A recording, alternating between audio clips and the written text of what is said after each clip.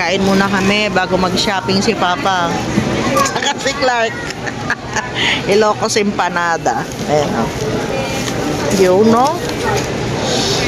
Tsaka yan, sushi daw si Papsi. Ay, ito.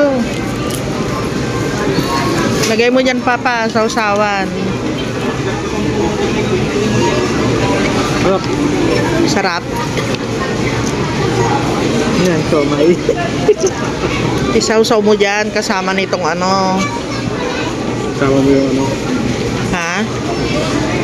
Hindi na lang sili oil. Oo.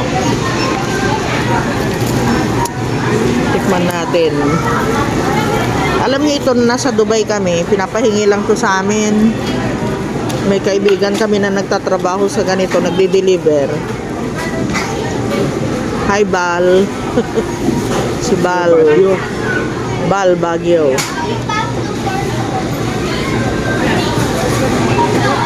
Dali. Sarap. Dali pa. Sarap. Okay. Ito naman.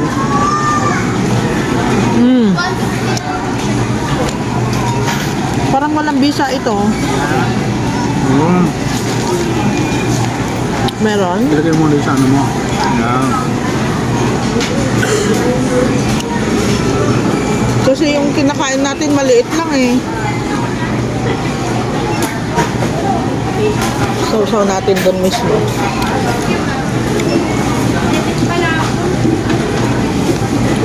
Meron din.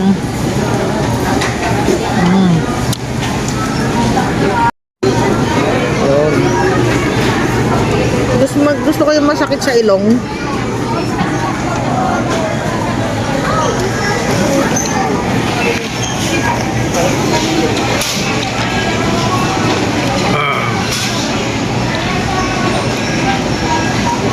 Tumama. Masarap nga yung masakit sa ilong. Okay, tayo. Wasabi.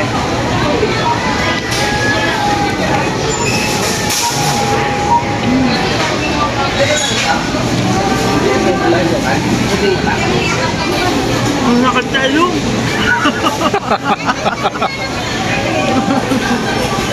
Bakit mo na-clark sa yan? Yan, solid. Sige, tingnan natin. Ah! Sakit. Sakit sa ilong, no? Sarap. Ubos. Ito din masarap. Nagkahiwalay kami. Alam nyo ba, hinanap nila ako. Asan yung sa isa? Ayun na pala. Hinanap nila ako. Tapos ako nagpunta lang ako dito sa ano, sa McDo. Naghintay. Sabi ko hindi ako maghahanap sa kanila kasi pare-pareho kami mapapagod. Kaya ako lang sila maghanap sa akin. Mga pagod yarn. Pagod. Oh, binila ko kayo ng tsinelas para lumakas kayo. And kainan time. Parang tostado masyado, ano eh. Ang pinainit. Parang pinainit. Oh. Kain tayo, guys. Napagod daw sila kahanap sa taas, sa baba. 2 oras at kalahati. Ngawit na ako dito. Hindi naman nakakatakot dito sa amin yung pag-uwi kasi maraming ilaw. Hindi kagaya ng dati. Saka maganda yung daan. Dahan-dahan lang.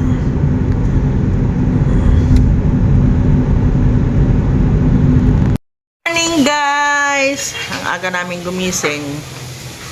Pero late kaming bumangon. Kanina ka pa rin gising, Clark?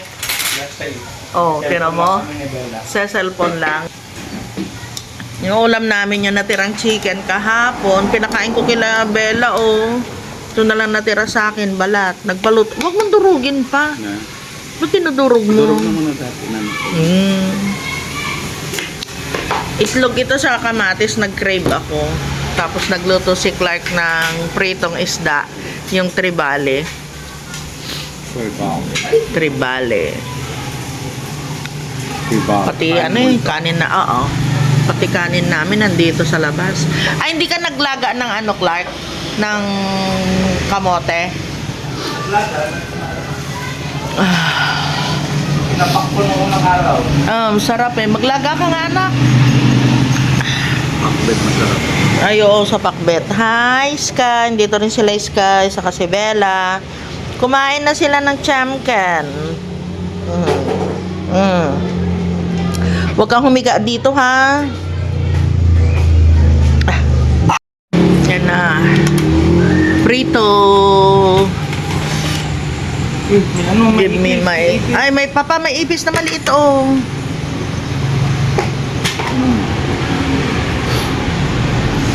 Yan, galing ng Bicol. Pang 3 buwan na ano namin. Na abasto from Bicol. Thank you, kuya, ate. Kain na. Ay, naligo pala kahapon si si Bella. Si Sky lang ngayon maliligo. Punasan natin yung paa ni Tiit kailang. Papa, yung yung suklay nasa lamesa ni Clark sa kusina. Nasa kusina yung brass sa loob. Ang dami mo kasing kusina eh. Sarap na sitaw. Ano halo sa sitaw? Wala ka naman pang halo. Baya. Tama na. Tama na. Hindi ka na. Sarap ang tulog nito mamaya. Basta nakaligo ito, masarap ang tulog nito eh. Tapos nga pala ito pa yung naiwan namin na kamote, buti hindi nasira. Nilaga ko na. Uwian na estudyante. Gahanap sila ng ulam. Next week na lang daw kami magtitinda. May kulog at kidlat? Bella? Bella? May kulog at kidlat, lab? Hindi siya miihi dito? Nang madaling araw? Grabe, tinan niyo yung sounds nila. Siya naman doon. Hindi ka ba kakain? Tara, kain na tayo. Oh, mauna na naman to. Hindi, kami lang. Morning, guys. Wala na si Papa, iniwan na ako. Punta na siya ng bukid. Kanina pa ako gising, naidlip lang ako eh. Iniwanan ako. Yun pa naman, hindi nag-ano ng cellphone yun. Hindi nag-check ng cellphone pag nasa bukid. Kapag magpapahinga na lang siya, yun.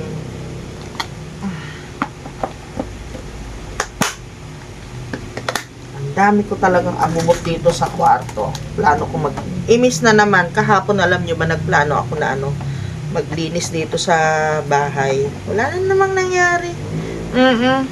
Niyaya nila ako dun sa garahe na mag-breakfast. Hanggang inabot na naman kami doon ng alauna. Nang katatawa lang, usap-usap, nagulat kami, alauna na pala. Akalaan nyo yun, 9:00 ng umaga hanggang hanggang 1:30. Nandun kami, nakaupo lang, kami lang 3, bidahan, istorya, nangyari sa Bicol, sa burol ni Mama, lahat. Alam niya, nagbigay sa akin si Ate Malu ng yung biscuit na ganito, yung chia.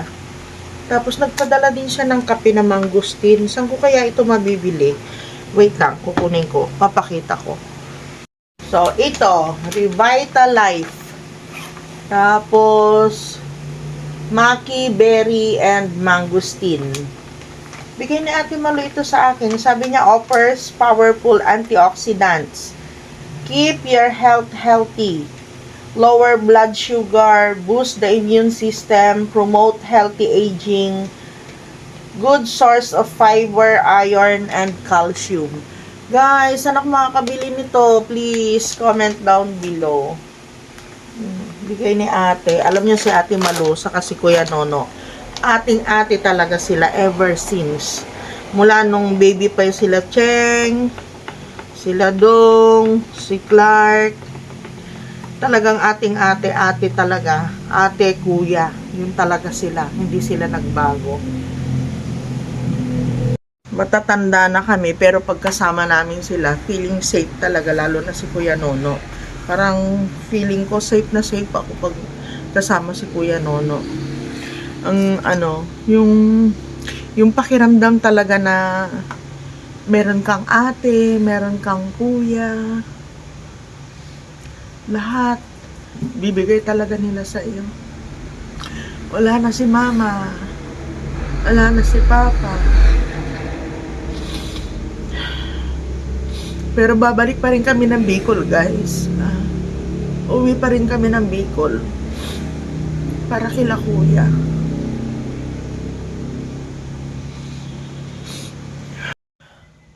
Talaga nung nasa Bicol kami, iyak talaga ako ng iyak kasi napakabait ni mama. Walang hindi siya nag-ano ng mga negative. Tsaka ang ina-advise niya lagi, mabuti.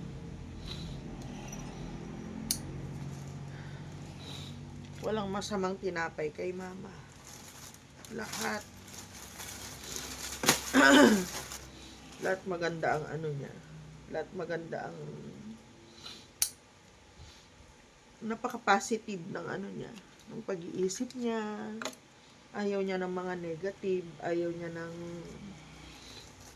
din niya ng malungkot. Alam mo yun. Na ganun pala, maganda pala yung ganun na kapag namatay kayo, maaalala sa iyo magagandang bagay. Bait si mama. Kaya sila Kuya Nono, sila Papa, meron talaga silang pinagmanahan.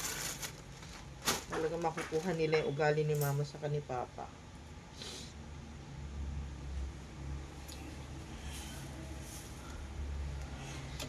Iyak ako ng iyak dun. Kasi, alam nyo na, ang lalaki, kaya nilang pigilan yung sarili nila.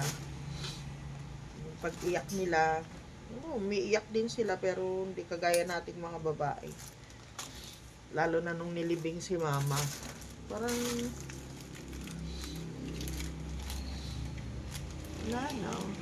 palatawa yun. Palangiti lang si mama, Clark? Palangiti lang siya, no? Ngingiti-ngiti lang siya, tawa-tawa kapag may nag-uusap-usap na pag hindi na maganda yung pinag-uusapan, iniiba niya yung usapan. Napakabait. Ganun ang gusto ko, yung maalala ko yung sa mabubuting bagay. Ito nga sa'yo. Kaya nga.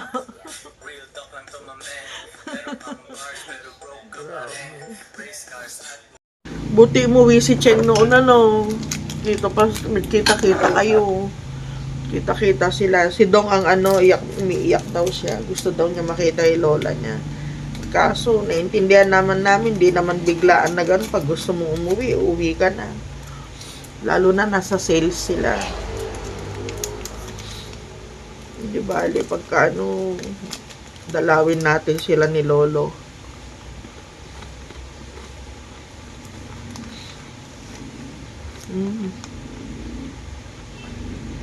Sarap din. Ganda ng mga kulay niya Kasi pag nag-summer dito, kasi manipis lang naman ito. Pag nag-summer dito, ayan. Puti. Magagamit ko sila. Sobrang init sa labas kasi pag yung nag-house to house kami. Lalabon ko ito ngayon. Alam nyo, usapan pa naman namin nila mama na uwi sana si Ate Cheng, surprise ngayong March. Uwi siya para kay mama. Para sa lola niya. Kasi sabi niya, ang sarap umuwi. Sarap ng banding. Wala na siyang uwian. Bless kami ni Ate Malu kasi mabait yung biyanan namin. Na-bless kami ni Ate Malu. Sakitang kita kay Ate Malu, mahal na mahal niya din si Mama. Sabi niya sa akin, huwag ka nang umiyak kasi no more pain na si Mama.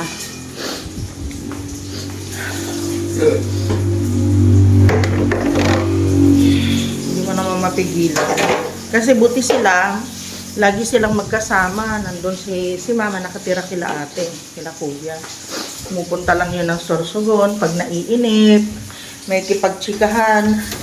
Pupunta doon, tapos binibigyan nila Ate Malu ng allowance.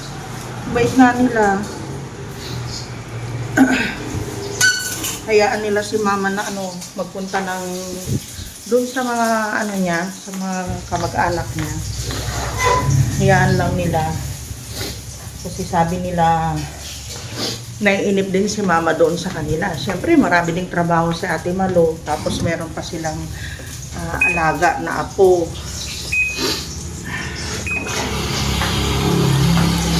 Kakalungkot talaga.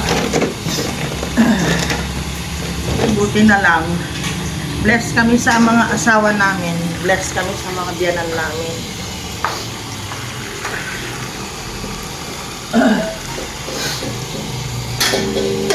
Napakalungkot nung nawala sila.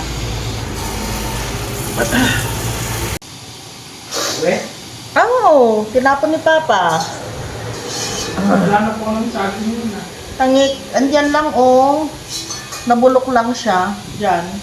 Tapos itong itlog na ito nalaga na ito. Nalaga na? Ang matagal na yan, ilang ambon na yan dyan. Oo nga, itong buwan. Bakit hindi mo kinakain? Ngayon na sila. Itong mga itong na ito, bigay sa akin ni Ann sa Dubai. Ayan, ginagamit na namin sa kusina kasi nga walang matinong gunting. Ito, pang gupit ng ng carpet. Di ba, mantika pa, anak.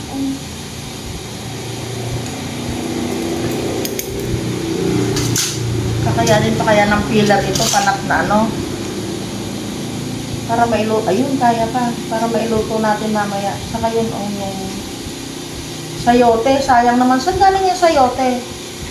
Ay kami, binili namin ni Papa. Puta. Pinayagan namin na hanggang doon. Makatakbo sila. Dito ako maglalagay ng saan ba? Dito. Sky, Bella! Sky! Bella! Dito kayo ihi, ha?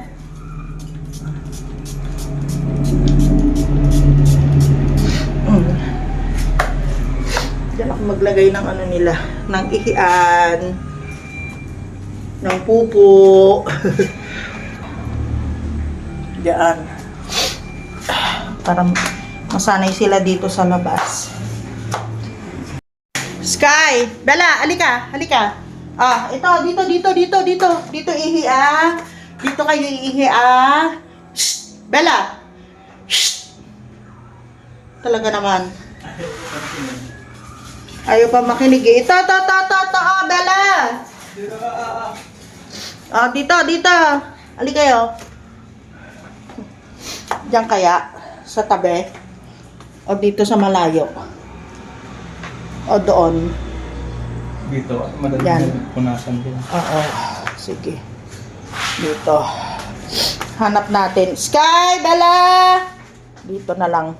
Sa gilid ng kwarto. Para hindi nakikita agad doon. Kikipag-unahan na naman. Kala mo sila yung kakain Hindi pwede. Bawal. Kain tayo guys. Niluto ni Kuya Clark. Breakfast namin, tuyo, nilagang, pechay, saging na sunog, saka pritong talong. Ito yung binili namin kahapon na nila, tsinelas, no isang araw pala, na tsinelas nila. Pareho sila. Anong kulay sa'yo? Blue? Itim. Ay, itim. Itim kay Kuya Clark, ito naman yung kay Papa. Sa pagdadrive naman niya yung gagamitin. Tapos yung polo ni Kuya Clark from bench. Yan.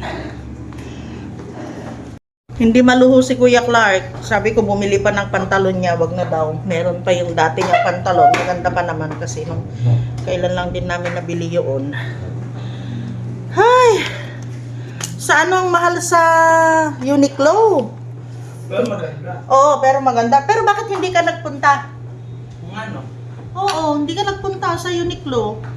Kasi umikot tayo din eh. Ano yun, gagawin natin, kakain muna tayo, di ba? Magmimerienda. Sayang. Kahit isa lang sana na pantalon niya, makabili. Di ba, Ling? Meron para mga susunod.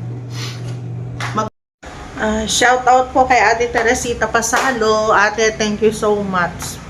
Wala na ate si Mama.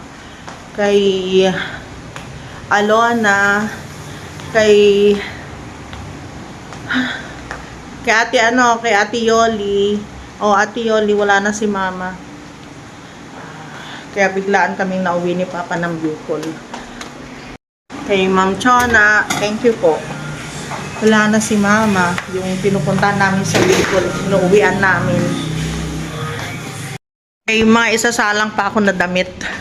Kaya lang itong iniwan namin na bilo-bilo. Yung sayang kasi sabi ko nga ipainit ko siya para makain pa namin. Nilagay naman sa freezer ni Kuya Clark. Na frozen siya. Sana po pwede pa. Sarap nito eh. Dahan-dahan lang yung apoy.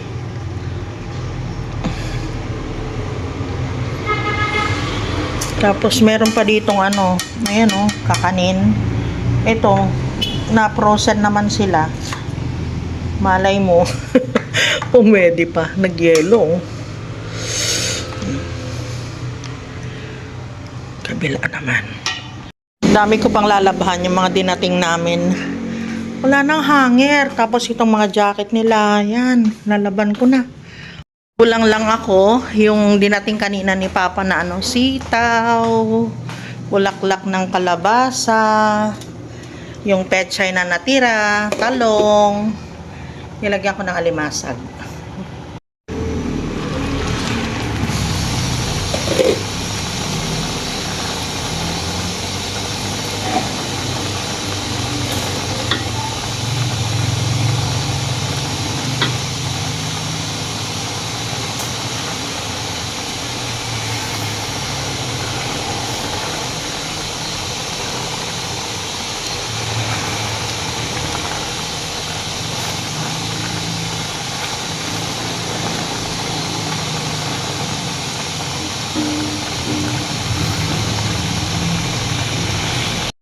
Naluto na yung ulam namin ni Papa mamaya. Ewan ko lang kung gusto ito ni Clark ha. Mga galing ng Bicol, mga pagkain namin dito na pinadala nila Kuya, Ate Malu. Ayan. Tagal naming abasto. Lalo na yung isda. Ang dami ng isda.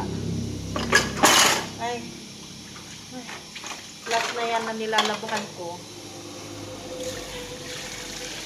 Pahinga naman. Pagod. Dadawnin na pala. Ayan, tapos na naman ako sa mga obligasyon. Dito naman ako ngayon sa kwarto. Samahan ko na sila. Clark! Natulog na siguro. Si Clark. Ay, nilaban ko na yung damit niya na binili ng isang araw. Dito lang tayo, love ko. Dito lang. Ay, lakas naman, B.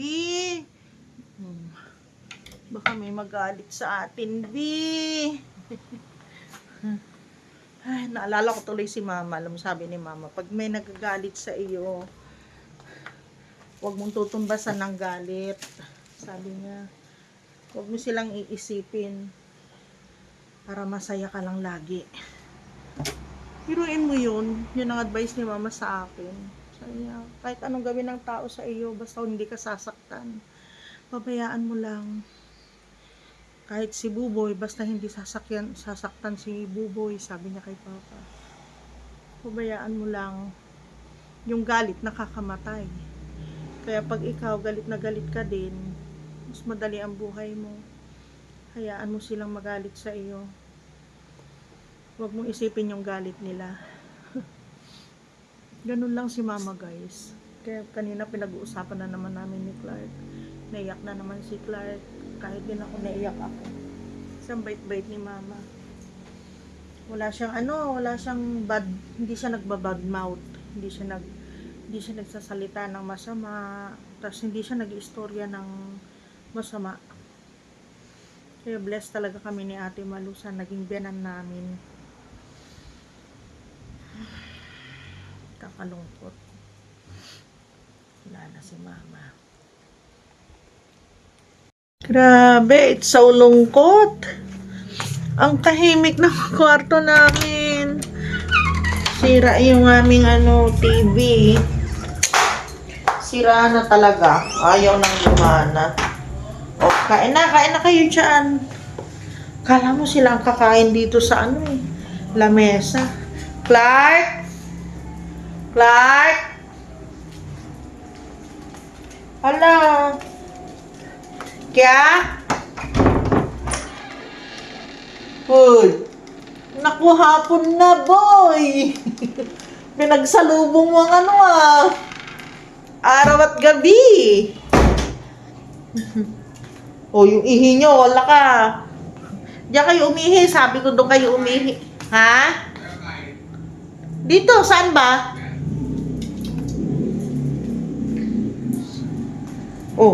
Oh. Ay, hindi pwede. Kung tabatsoy na ito. Hey! Huwag nga labas. Saan mo gusto? Sa labas? Sa labas? Tayo? Tatanungin din niya ako. Halika na, Clark! Tinan niya si Bella. Nangangalabit siya. Ilagay mo yung kamay mo dun sa baba. Nangangalabit siya. Gusto niya. Oh, tiyan mo. Sige hayaan mo kalabitin mo siya niya. Nangangalabit siya. Gusto niya. Iakyat siya ni Papa. Isampa siya.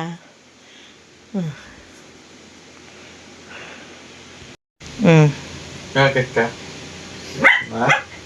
Akit? Nangalabit. Ako ang nagwagi! Nanalo si Bildat. Nakaakyat siya sa kama. Ambisyosa na rin to eh. Ginagaya niya si Sky. Sky? Kalakalabit pa eh.